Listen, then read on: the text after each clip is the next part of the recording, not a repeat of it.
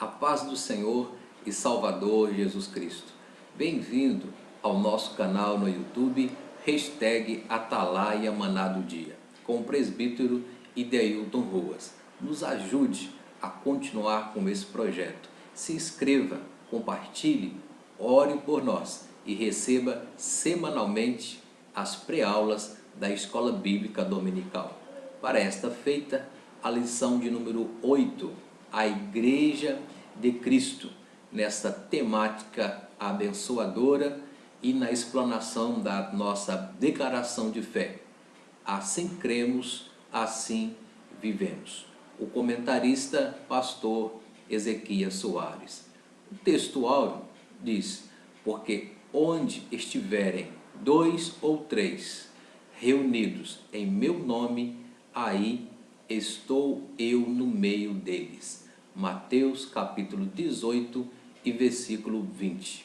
A verdade prática, que é mais um ponto da nossa declaração de fé, do nosso cremos, diz: cremos na igreja, que é o corpo de Cristo, una, santa e universal Assembleia dos fiéis, reunidos de todas as eras e de todos os lugares. A leitura diária semanal, que complementa ou fundamenta com versículos bíblicos este título, a Igreja de Cristo, diz: Jesus Cristo é o fundador da Igreja. Mateus 16 e 18. A Igreja é a comunidade dos remidos. Hebreus capítulo 12 e versículo 23. O Senhor Jesus Cristo é a cabeça do corpo de Cristo. Efésios 1, 22 e 23. A igreja é a casa de Deus. 1 de Timóteo 3 e 15. O relacionamento do casal é comparado ao de Cristo com a sua igreja. Efésios 5, 25 ao 28. E por fim, a Igreja de Cristo no convite ao pecador para Cristo. Apocalipse 22 e 17. O objetivo geral desta lição, a Igreja de Cristo, é mostrar a Igreja como corpo de Cristo e os elementos que a identificam.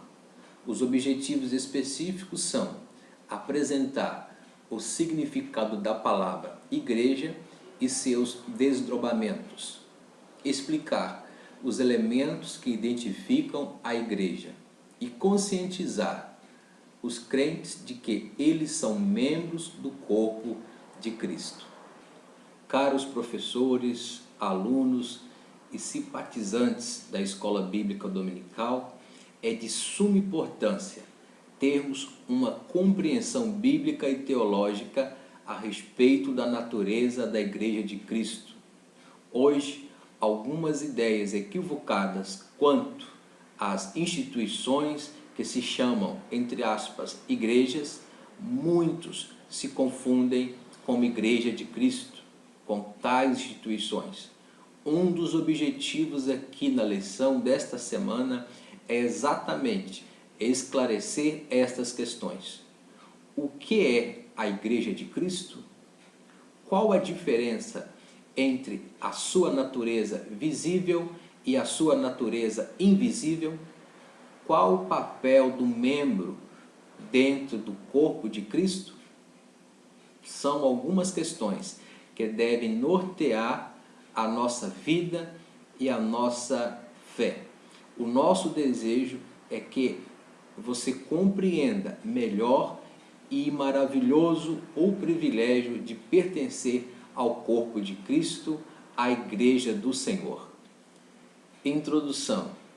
A descida do Espírito Santo no dia do Pentecoste marcou o início da jornada da Igreja e vemos o seu final glorioso no epílogo da história humana em Apocalipse.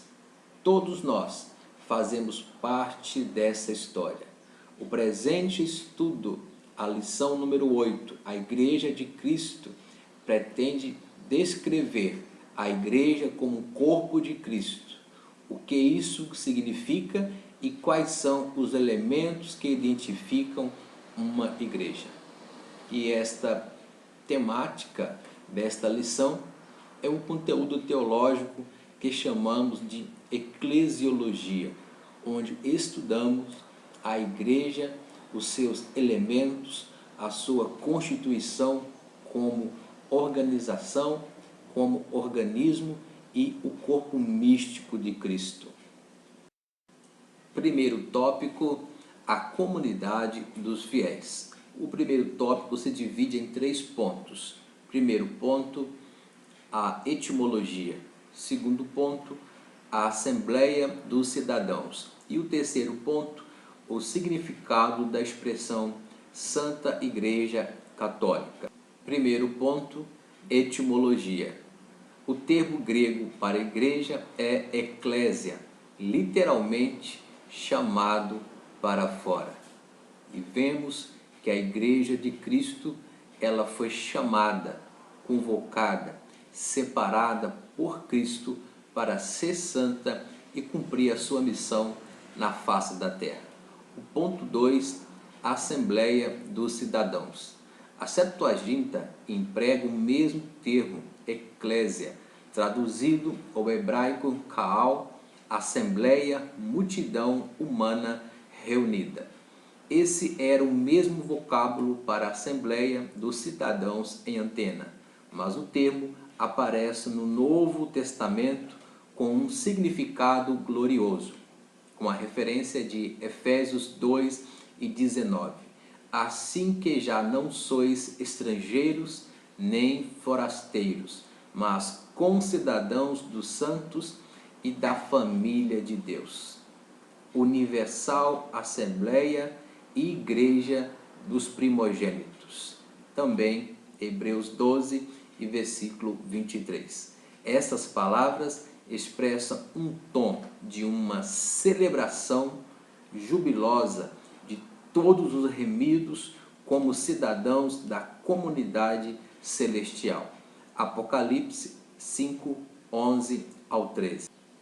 Terceiro ponto, o significado da expressão Santa Igreja Católica, entre aspas. Essas palavras aparecem nos principais credos da antiguidade cristã.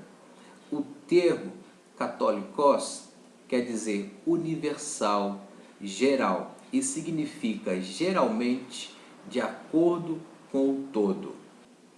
Foi Inácio, o bispo de Antioquia, 70 a 110, que empregou o termo para designar a igreja como o sentido de geral, universal.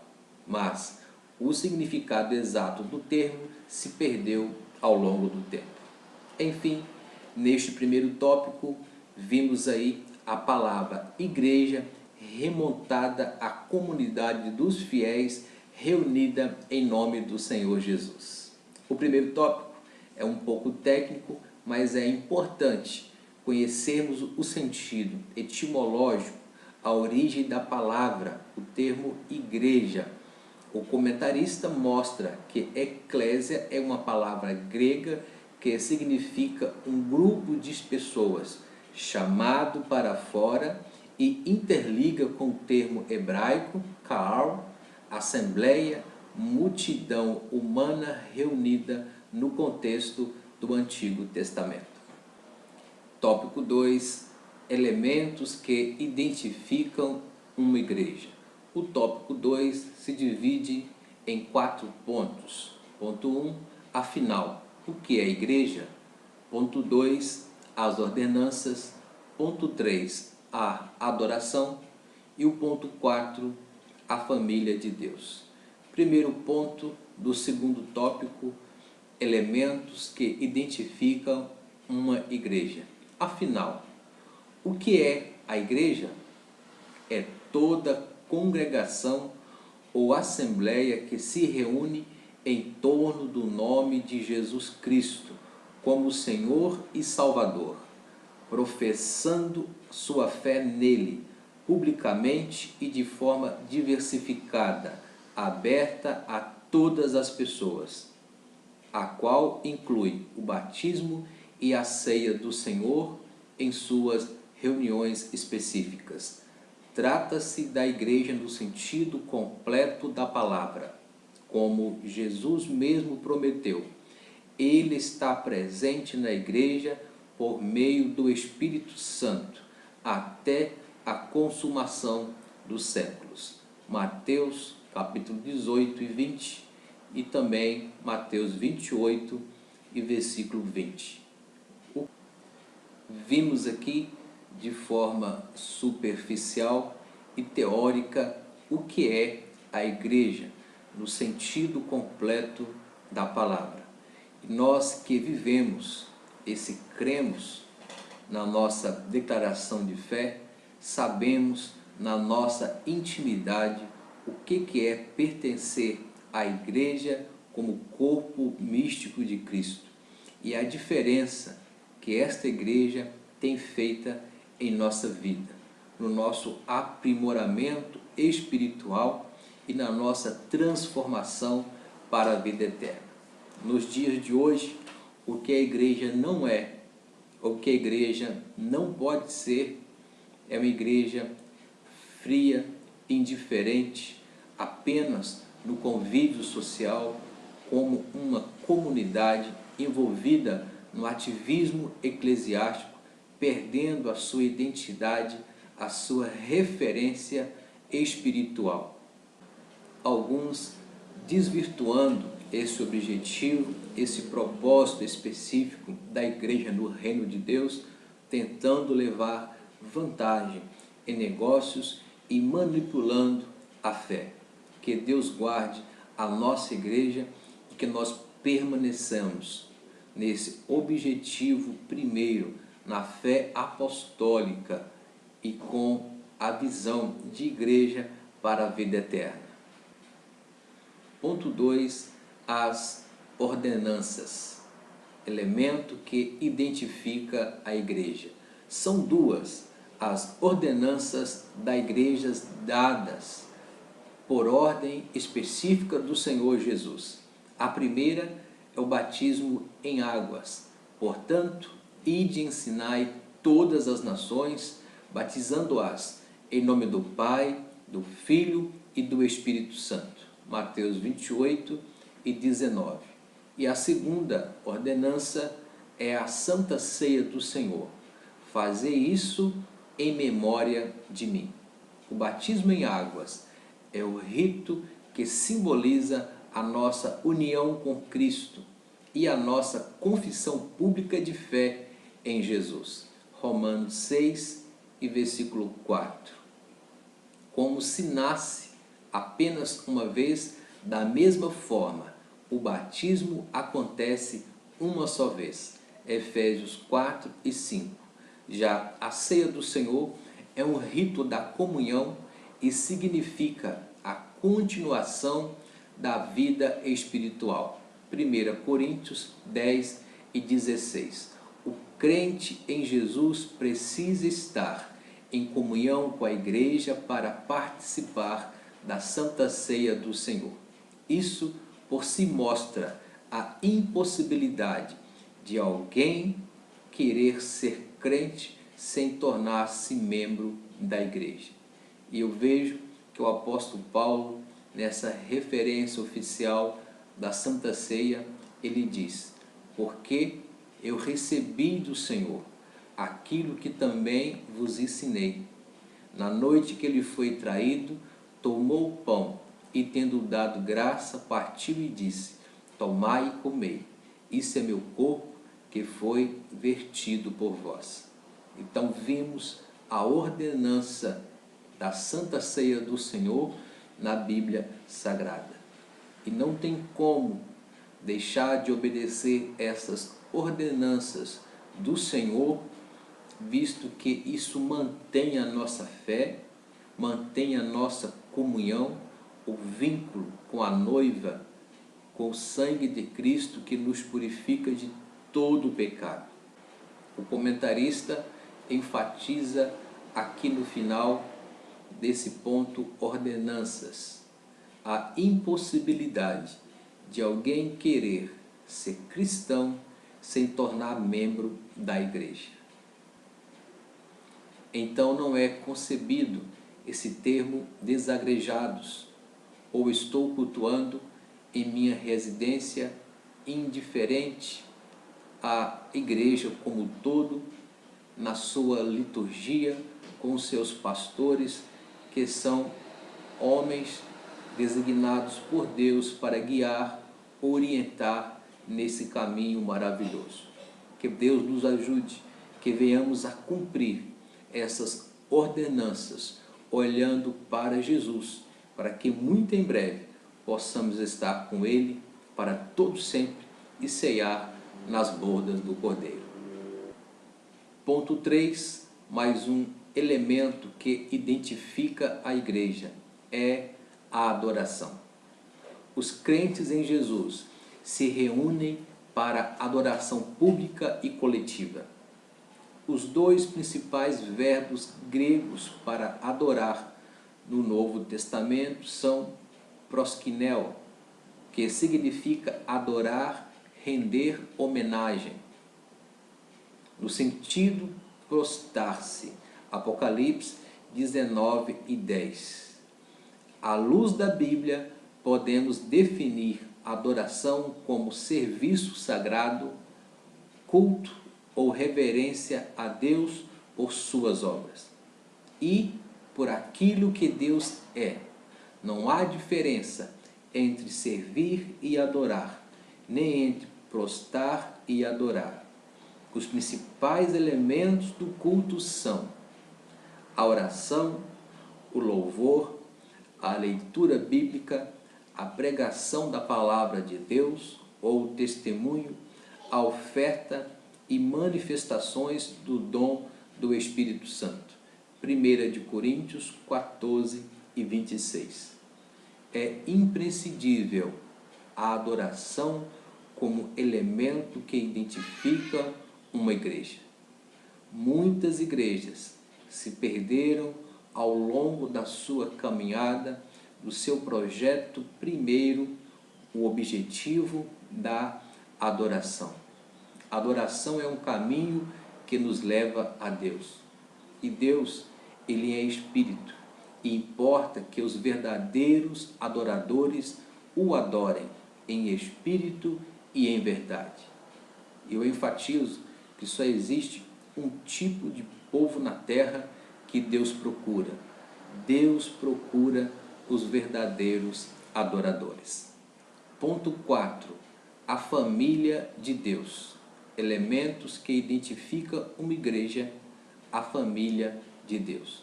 Não podemos confundir igreja com templo. A casa de Deus é outra coisa. Há passagens no Novo Testamento em que o termo casa parece se referir à igreja. Exemplo, 1 Timóteo 3:15, para que saibais como convém andar na casa de Deus, que é a igreja do Deus vivo. Vós também, como pedras vivas, sois edificado, casa espiritual, sacerdócio santo. 1 Pedro 2:5. Já o tempo que comece o julgamento pela casa de Deus, 1 Pedro 4:7. O termo casa também é utilizado na Bíblia metaforicamente para designar família. A igreja é citada como família de Deus, Efésios 2:19, e o templo espiritual de Deus, 1 Coríntios 3:16. Ou não sabeis vós que sou templo do Espírito Santo de Deus e que ele habita em vós? É por isso que chamamos de irmãos aqueles que se convertem ao Senhor, pois fazem parte dessa família de Deus, como elementos que identificam uma igreja.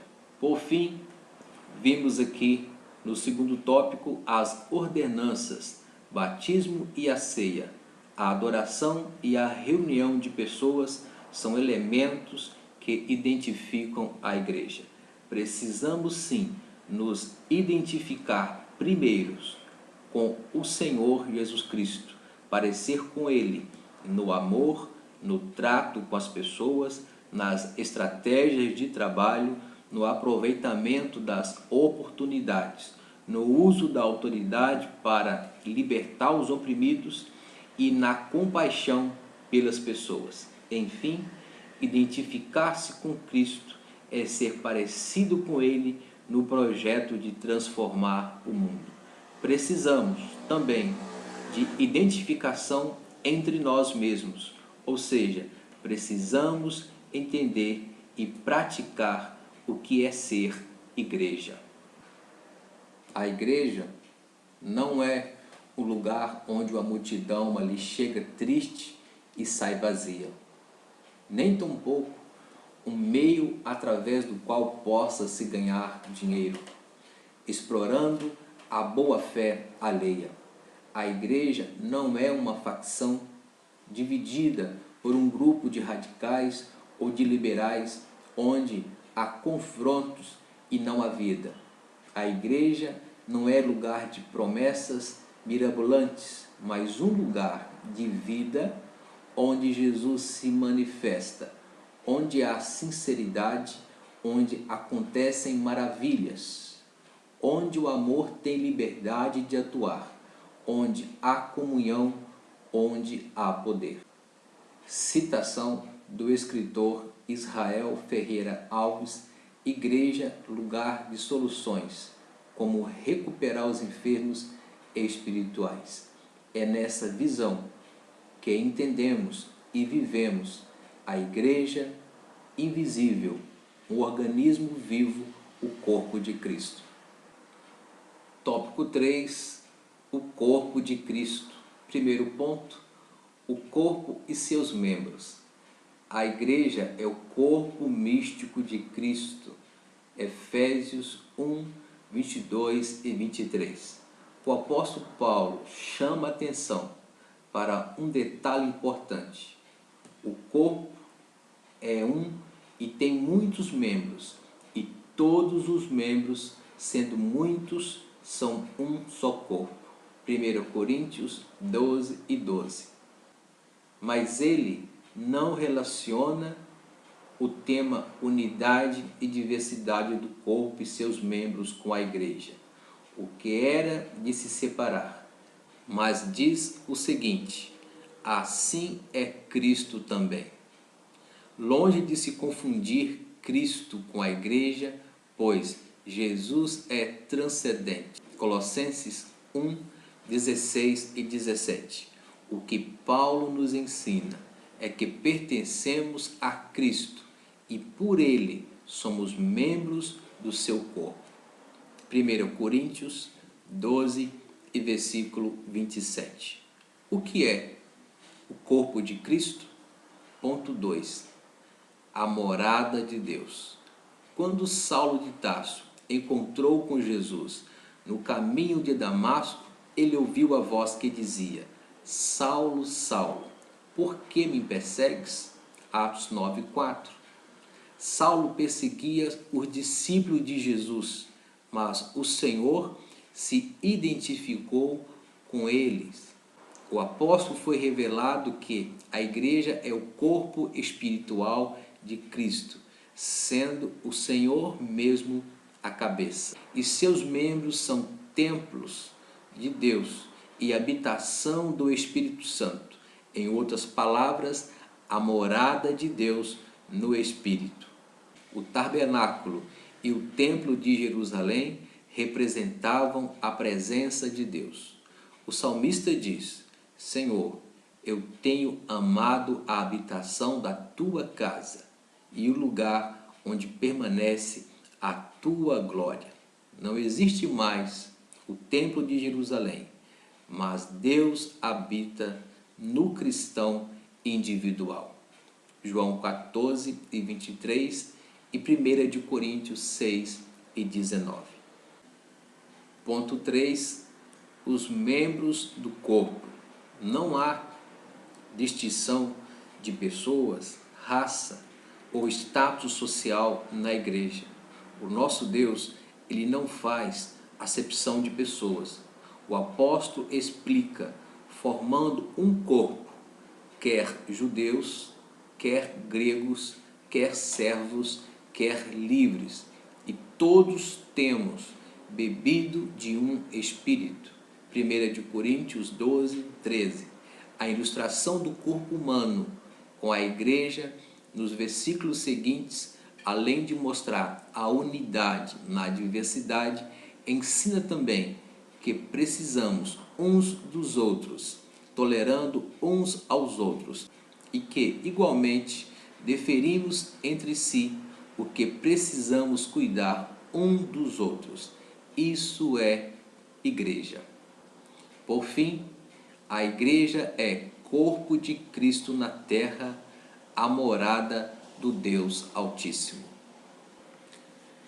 Conclusão: diante do exposto, concluímos que Deus estabeleceu a sua morada, primeiramente no tabernáculo, depois no templo, ambos consagrados a Ele, e que da mesma forma o Espírito Santo também estabeleceu a sua habitação no corpo do cristão individual.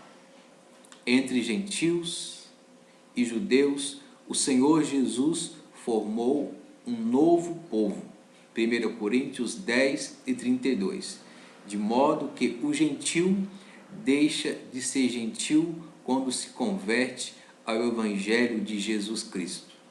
A missão principal da igreja é adorar a Deus e propagar o Evangelho a todas as nações da terra. Mateus capítulo 28, 19 ao 20.